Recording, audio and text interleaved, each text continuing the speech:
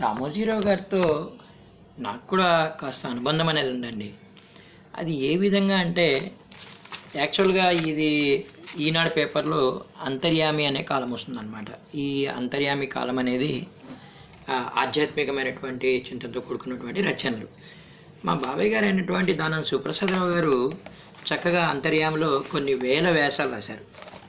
So అనుకోకుండా వీరు పాపం కాలం చేసిన తర్వాత వారి అబ్బాయి అయినటువంటి దానం శ్రీవిహారి నేనే చెప్పాను, నాన్న రచనలు ఇన్ని ఉన్నాయి, గొప్ప రచనలు ఉన్నాయి, మహానుభావుడు ఆయన, ఈ రచనలన్నీ కూడా నువ్వు ఒక పుస్తక రూపంలో వెయ్యి అంటే మరి రామోజీరావు గారిని నేను ఒకసారి అడుగుతానని చెప్పినప్పుడు రామోజీరావు గారు ఎంతో పెద్ద మనసు చేసుకొని దాని శ్రీవిహారిని ఎంకరేజ్ చేస్తూ, విహారీ నువ్వు చక్కగా నాన్నగారి రచనలన్నీ కూడా తీసుకొని ఒక పుస్తకం అయ్యి నీకు అభినందనలు అని చెప్పి ఆయన స్వదస్తూరితో రాసి సంతకం పెట్టినటువంటి ఒక లేఖ ఇక్కడ ఉంది చూడండి.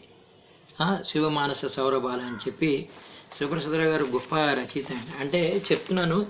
ఒక సామాన్యుడిని కూడా ఆ విధంగా కలవడం, ఎంకరేజ్ చేయడం, ఇవన్నీ కూడా చాలా చాలా చాలా గొప్ప విషయాలండి. అందుకే ఒక వ్యక్తి గురించి ఎంతో నేర్చుకోవాలండి నిజంగానే. ఎందుకంటే ఒక సామాన్య స్థాయి నుండి ప్రపంచం గర్వించే స్థాయికి ఎదిగినటువంటి ఒక గొప్ప దార్శనికుడు లేదా పారిశ్రామికవేత్త, అక్షర శిల్పి అన్న కూడా అనొచ్చు అనమాట.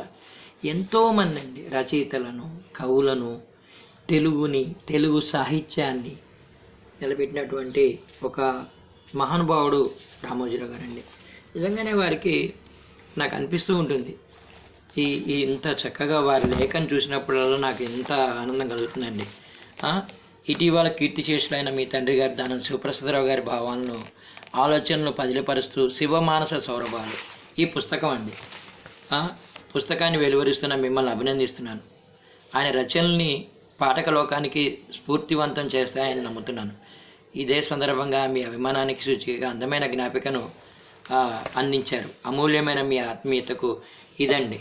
శ్రీవిహారి పంపిస్తే ఒక సామాన్యమైన వ్యక్తి పంపించినటువంటి ఒక జ్ఞాపికను కూడా ఆయన కార్యాలయంలో పెట్టుకున్నారంటే మహానుభావుడు అండి. ఈ విధంగా ఆయన లేఖ రాస్తూ ఎంకరేజ్ చేసినటువంటిది ఇది ఎంతో ఎంతో ఎంతో ఆనందం అండి.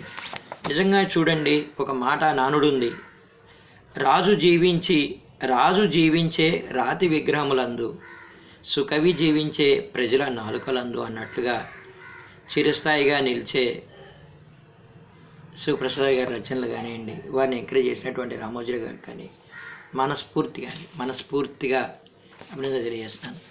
మహానుభావుడికి 2 రోజుల నుంచి అదే పనిగా అక్షర నివాళులు సమర్పిస్తూనే ఉన్నాను.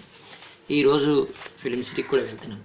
చాలామంది మిత్రులు ఫోన్ చేశారు, అన్న వెళ్దామన్నా అని చెప్పి. తప్పనిసరిగా అండి, ఒక సామాన్యుడిగా నాకు గుర్తింపు ఉండకపోవచ్చు, కానీ ఒక ప్లాట్ఫామ్ ఉంది కదండి సోషల్ మీడియా.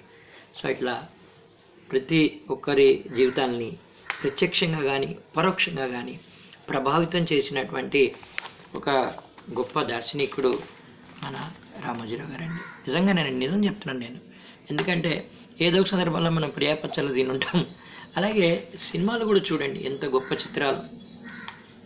ప్రతిఘటన నిజంగానే ఒక లెక్చరర్ పాత్రను తీసుకొని సమాజంలో అన్యాయాలను ఎదిరించినటువంటి విధానాన్ని వారు చూపించినటువంటి విధానం ఎంత బ్రహ్మాండంగా ఉందండి. అసలు ప్రేమించే పిల్లాడు అనే హాస్యభరితమైనటువంటి చిత్రం కానివ్వండి, చిత్రం అనే సినిమాతో ఉదయ్ కిరణ్ గారికి తర్వాత రీమా సేన్ గారికి అవకాశం ఇవ్వడం కానీ, ఇవన్నీ కూడా అలాగే సుధా చంద్రన్ గారి స్ఫూర్తిదాయకంగా తీసుకొని మయూరి చిత్రం కానివ్వండి. ఒకటేంటండి, చాలా అంటే ఒక రంగం అని కాదు, వివిధ రంగాల్లో వారు చేసినటువంటి కృషి, ఏదైనా వారు రాసినటువంటి లేఖను మరొక్కసారి స్ఫూర్తి చేసుకుంటూ. ఎందుకంటే నాకు సంబంధం ఏంటంటే ఈ పుస్తకం ఏ విహారం అని చెప్పింది నేనే, కాబట్టి నాకు కూడా చాలా గర్వంగా అనిపిస్తూ ఉంటుంది. రామోజీరావు గారు బతికుండగా వారిని ఒక్కసారి కూడా చూడలేకపోయాను. ఈరోజు వారి పాత్రదేహాన్ని చూసి మనస్ఫూర్తిగా నమస్కారం చేసుకోవాలని చెప్పి కోరుకున్నానండి. ధన్యవాదాలండి అందరికీ కూడా. Thank you. చూడండి, నిజంగానే నీకంటూ ఒక ప్రత్యేకత ఉండాల్సిందే అనే మా నాన్న రచన వ్యాసంగాన్ని తన ప్రత్యేకతగా మలుచుకున్నారు. ఆ సరస్వతీదేవి కటాక్షంగా భావించారు. విద్యార్థులను వెలుగులోకి అంటే జ్ఞాన మార్గం వైపు మళ్లించే మార్గదర్శిగా నిలిచారు. చూసారండి, తన సుప్రసాదరావు గారు కూడా గొప్ప రచయిత అండి. వీరు అంతర్యామిలో ఎన్నో వ్యాసాలు రాశారు. సరే, కాలం అనేది ఎవరిని ఎల్లకాలం ఉండనియదండి.